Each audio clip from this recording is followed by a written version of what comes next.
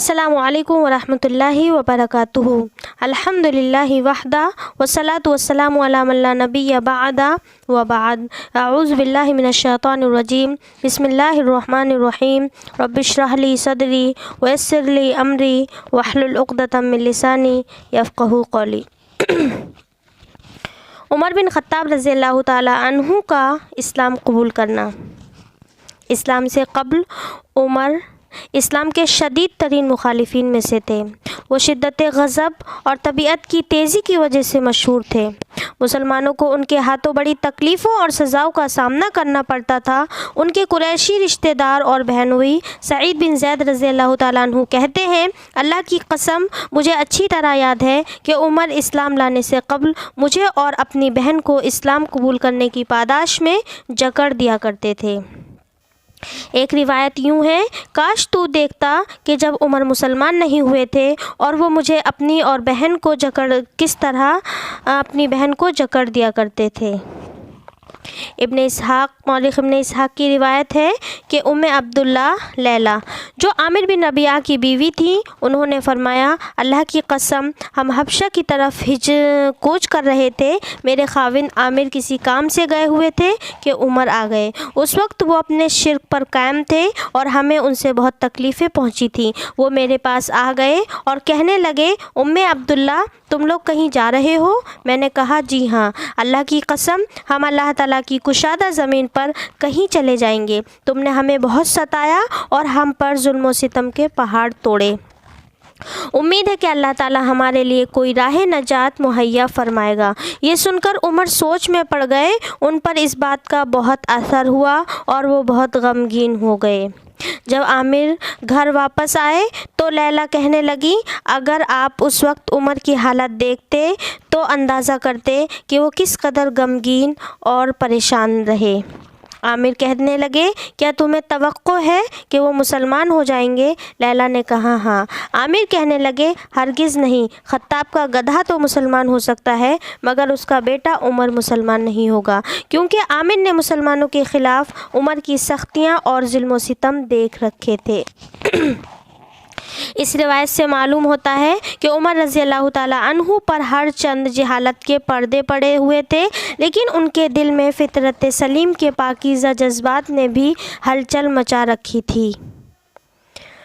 यहाँ तक कि उन पर्दों के छटने का वक्त आ गया और वो इस्लाम के हल्के में हो गए और उनकी तबीयत की सख्ती इस्लाम की मजबूती का सबब बन गई। जिस तरह वो पहले कुफ्र में सख्त थे, अब इस्लाम में और ज़्यादा सख्त और मजबूत बन गए। जब अल्लाह ताला ने उनका सीना इस्लाम के लिए खोल दिया तो वो पूछने लगे, कुरैश में कौन सा शख्स बात फैलाने और ढिंडोरा पीटने में सबसे तेज़ है? कहा गया, जमील बिन मामर। उमर रज़ियल्लाहु ताला अन्हु उनके पास गए और उसे अपने इस्लाम के बारे में बताया। जमील ने काबा की तरफ दौड़ लगा दी और लोगों में पहुँचकर बुलंद आवाज़ से चिल्लाया, ओ लोगों, उमर भी बेदीन हो गया। उमर रज़ियल्लाहु ताला अन्हु भी पीछे पीछे आ रहे थे। कहने लगे, ये झूठ बोलता है, मैं तो मुसलमान हुआ हूँ। मुशरिकीन की उमर से तवील झड़प हुई, लेकिन अल्लाह ताला ने उमर रज़ियल्लाहु ताला अन्हु को आस बिन वाइल सहमी की मदद से काफिरों के शर से महफूज रखा। उनके कबूल इस्लाम का मशहूर वाक़या वो इस तरह है कि नबी करीम सल्लल्लाहु अलैहि वसल्लम को कत्ल करने के लिए जा रहे थे। रास्ते में एक शख्स से मुलाकात हुई जिसने उन्हें उनके बहन और बहनोई के मुसलमान होने की खबर सुनी। खबर सुन के उनकी तरफ रुख मोड़ दिया। उमर गुस्से में अपनी बहन और बहनोई की तरफ चल दिए। वहाँ खब्बाब रज़ियल्लाहु ताला अन्हु भी थे। उमर ने अपनी बहन को भी मारा और उनका खून बहने लगा। खून देखकर गुस्सा काफुर हो गया और उनसे कुरानी आयत सुनाने को कहा। बहन के कहने पर उन्होंने गुस्ल किया और सूरह तौहा की इब्तिदाई आयत पढ़ी तो उनके दिल की दुनिया ही बदल गई। वो मुसलमान हो गए और अपने इस्लाम का ऐलान करने के लिए रसूल सल्लल्लाहु अलैहि वसल्लम की खिदमत में हाजिर हुए। फिर उन्होंने अपने मामू आस की पनाह ख़त्म कर दी ताकि मारें भी और मार भी खाएं, जैसे कि कमज़ोर मुसलमानों का हाल था।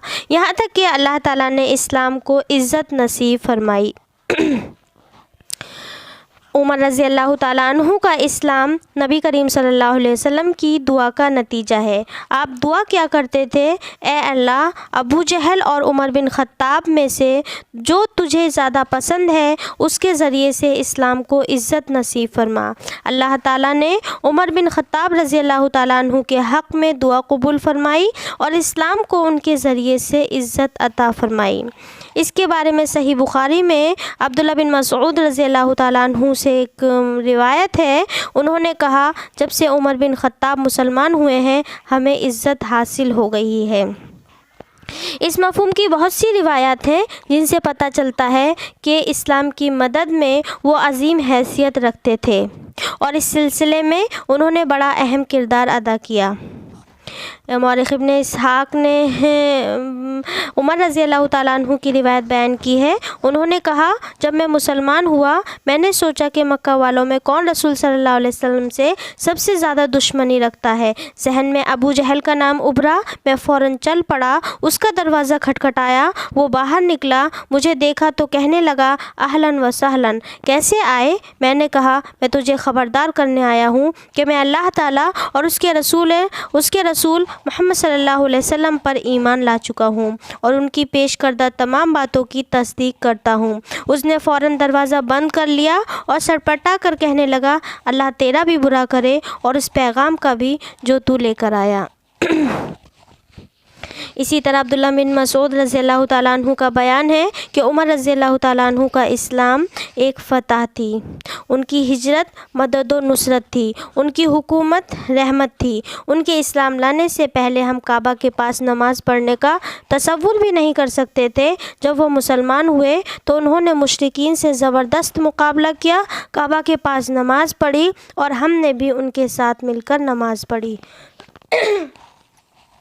صہیب رومی رضی اللہ تعالیٰ عنہ سے روایت ہے، انہوں نے کہا جب عمر رضی اللہ تعالیٰ عنہ اسلام لائے تو اسلام پردے سے باہر نکل آیا۔ عمر رضی اللہ تعالیٰ عنہ نے اسلام علانیہ کی واضح طور پر دعوت دی اور ہم بیت اللہ کے ارد گرد حلقہ بنا کر بیٹھنے لگے، بیت اللہ کا طواف کرنے لگے، ظلم و ستم کرنے والوں سے بدلہ لینے لگے اور ان کا جواب دینے لگے۔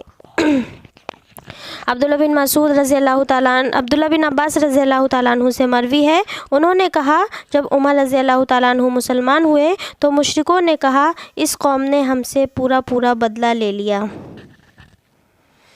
اسی طرح رسول صلی اللہ علیہ وسلم کی بھی یہی دعا تھی کہ اللہ ابو جہل اور عمر بن خطاب دونوں میں سے جو تجھے زیادہ محبوب ہے اس کے ذریعے سے اسلام کو عزت عطا فرما۔